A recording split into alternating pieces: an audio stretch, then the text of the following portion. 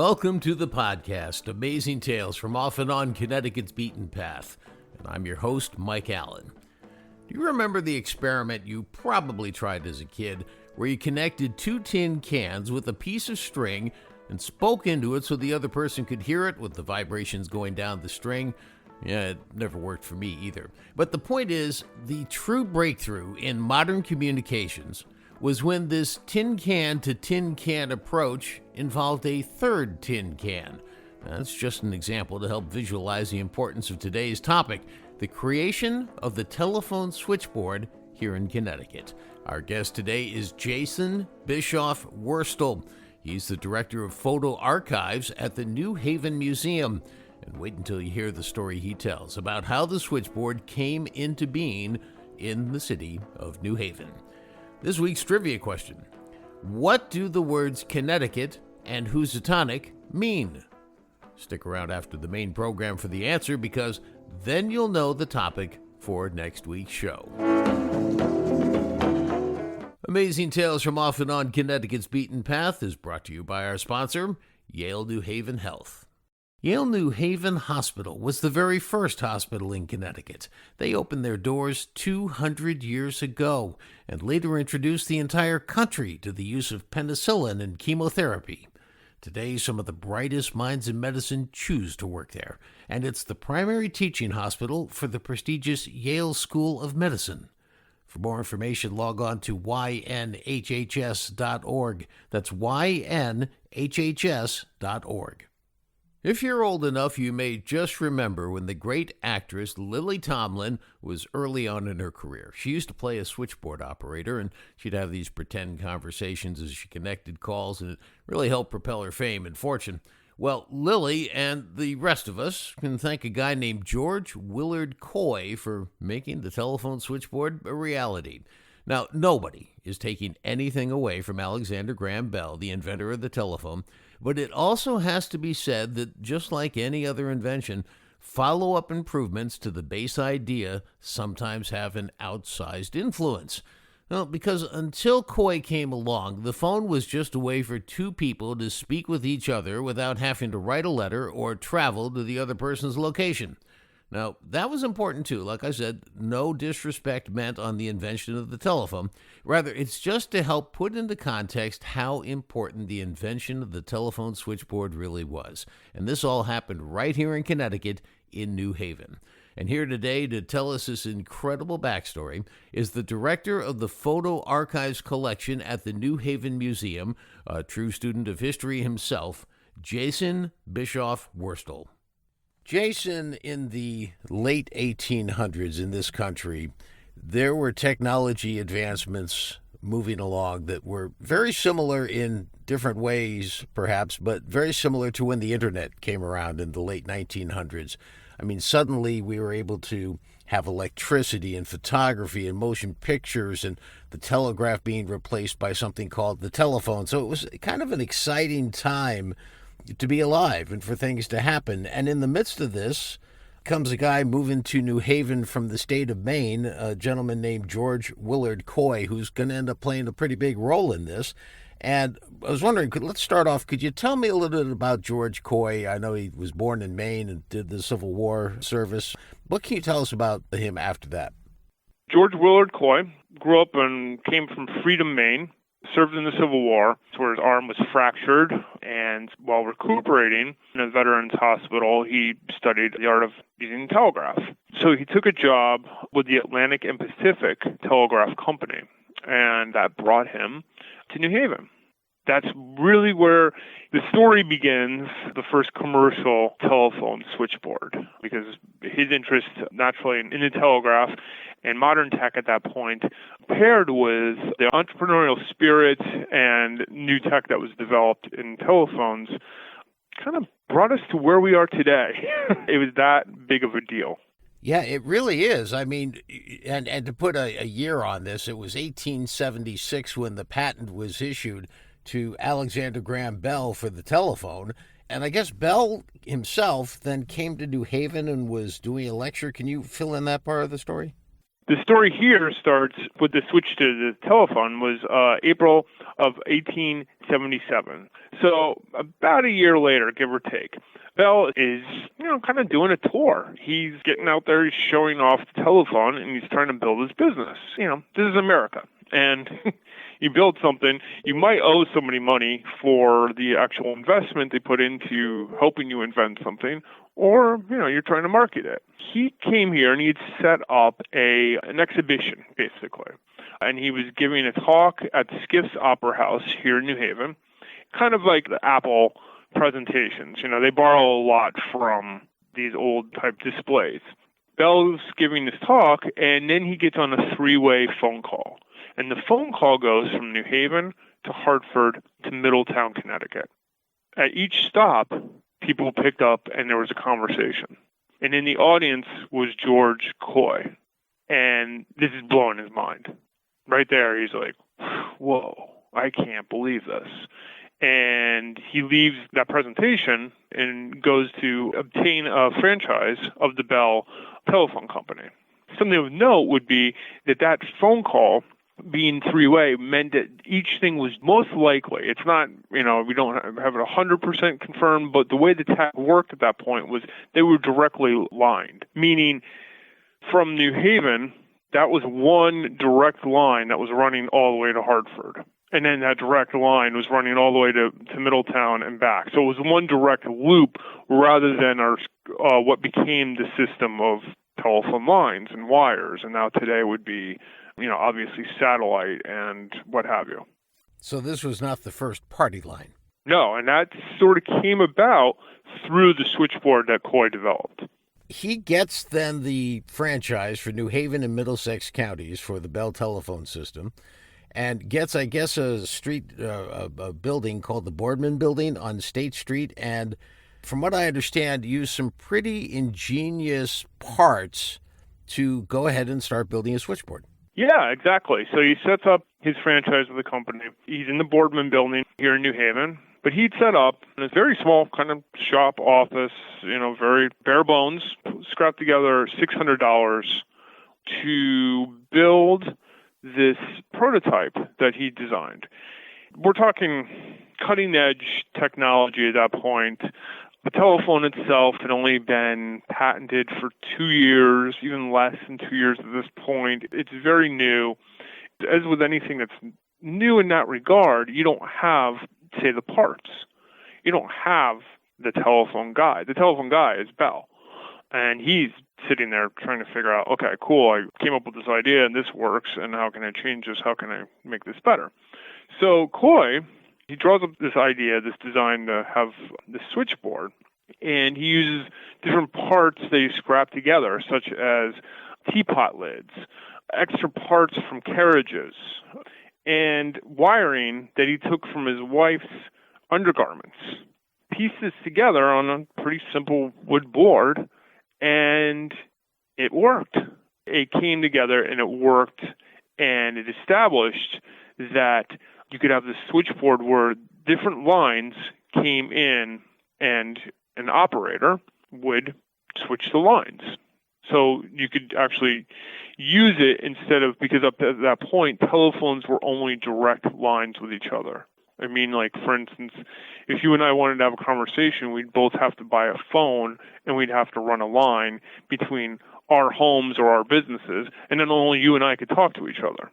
So for like a business, that's practical to some degree to speed up the communication, but anybody else, it's like, well, you only want to talk to that person. You might as well just get in your carriage or ride your horse, or, chances are in a small town or a small city, you could literally just walk down the street and speak to that person. So what this did was commercialize and speed up and create an easier necessity for the use of the telephone.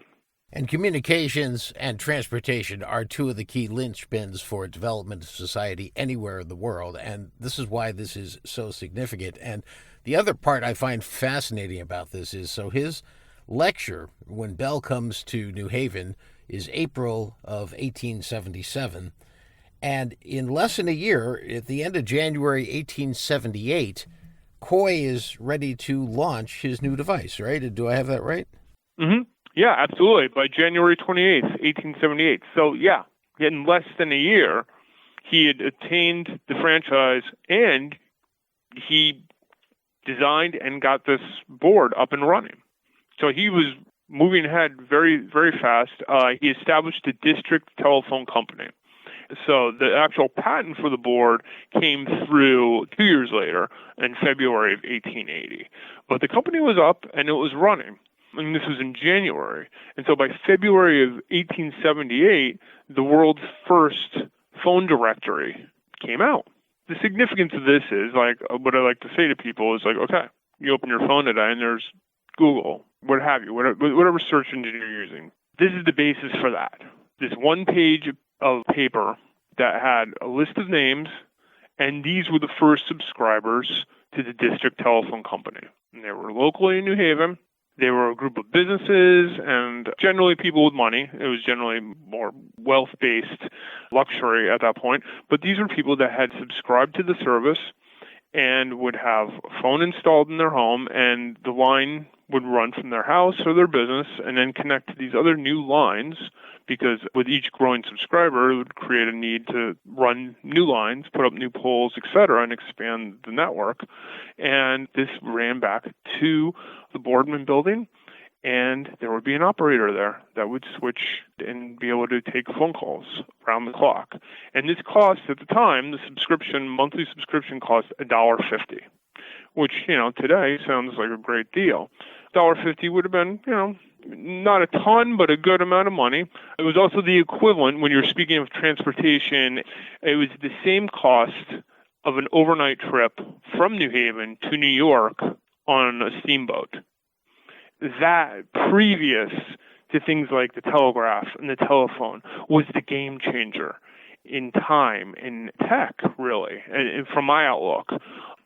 Earlier in the 19th century, the first ocean-going steamboat trials were completed between New York and New Haven. And what that did was basically take a trip to get to New York, New Haven, or wherever. You had to get your horse, you had to get your wagon, what have you. It would generally take a day to 2 days to get back and forth. Now you're doing that in less than 12 hours. But the telephone was like next giant boom. As you had mentioned, it's kind of similar to the internet. It's just that giant boom. The other thing that is kind of interesting to look at is it's easy today to look back and say, well, it was a modest, humble beginning with just 21 subscribers. That was 21 people that he managed to put together in a subscription basis. And then a month later, it had already jumped up to 50. And that's when he said, wow, I'm going to need this directory. And we're going to get back to that in a second. But I just wanted to point out that within 9 months, he had 341 subscribers, which is just a phenomenal growth platform. It's amazing to see. Anyway, let's get back to the directory for a second, because I wanted to go through some of these 50. And as you said, there were some businesses on there, some residents.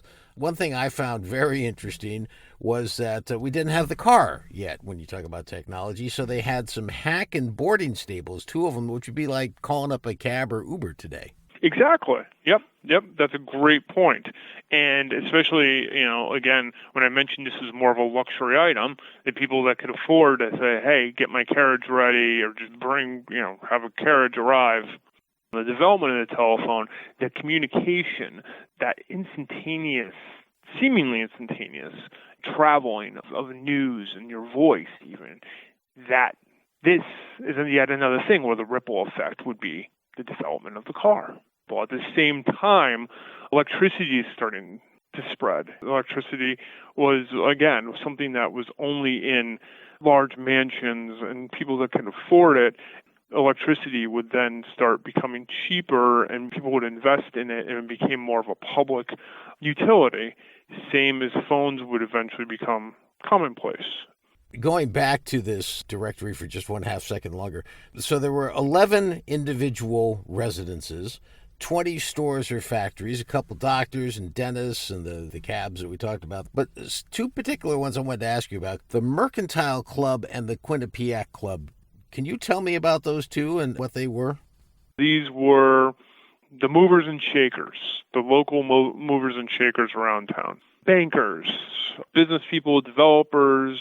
If you were a who's who in New Haven, you were members of these clubs. Another thing on the list that's funny is half the residences are actually the people who were the company, and they listed themselves because, why not? That's a good point, too. The 341 subscribers, when they got up there, they ended up with a 40-page directory, which was really, I guess, the first version of what might look like the white pages, because the single-page directory was interesting because there were no phone numbers, because there didn't have to be phone numbers. Exactly. It was just the people on that list. And so you pick up the phone, the operator picks up and says, "Oh, hello, Mr. blah, blah, blah." Okay, yeah, I can connect you to them. And it was just very small. Numbers have changed, even throughout our lifetimes, have changed often. And I can clearly remember when 860 was a big deal. It's like, oh, whoa, we're getting another area code in Connecticut? And now I have no idea what it was a thing before where you're like, oh, that's your area code. You knew where people resided. And now everybody with cell phones from all over the place. I don't keep track of area codes. Let's put it that way. I'm sure there are people out there that do, though. Well, I'm with you, though. When 860 came in, it was like a sort of a seismic feel to it. It was a big, big change. 1882, Coy's company becomes something that I think a lot of Connecticut residents remember, the Southern New England Telephone Company. Yes, this is the beginning of that. And by this point, Coy was not as much involved. It developed from the district to the Connecticut Telephone Company and then became the Southern New England Telephone Company. And this 4 years, they now covered all of Connecticut and Western Massachusetts. So again, speaking to that growth, all of Connecticut, not just a couple houses and businesses in New Haven in 4 years. Part of that growth had been facilitated because they had been briefly heavily invested by the large capitalist of the day, one of the large capitalists and financiers, Jay Gould, who ultimately was trying to control Western Union. By investing in this company and kind of controlling it, it was sort of a ploy on his end. And Coy and Herrick Frost, who was one of his partners, they didn't like this direction. This was very brief, and they got control of the company back. Brief meaning probably under a year. But that injection of today, what would be like corporate investment into a startup, helped them grow rapidly. And keep in mind, too, with this growth, the lines weren't there. So they were responsible, too, in putting up all the lines. So they started hiring all the linemen and people who would install poles and what have you, and spreading this across lower New England, hence southern New England and the telephone. So the next time that one newfangled invention, your car, runs into the other newfangled invention, the telephone pole, you can thank George Willard Coy.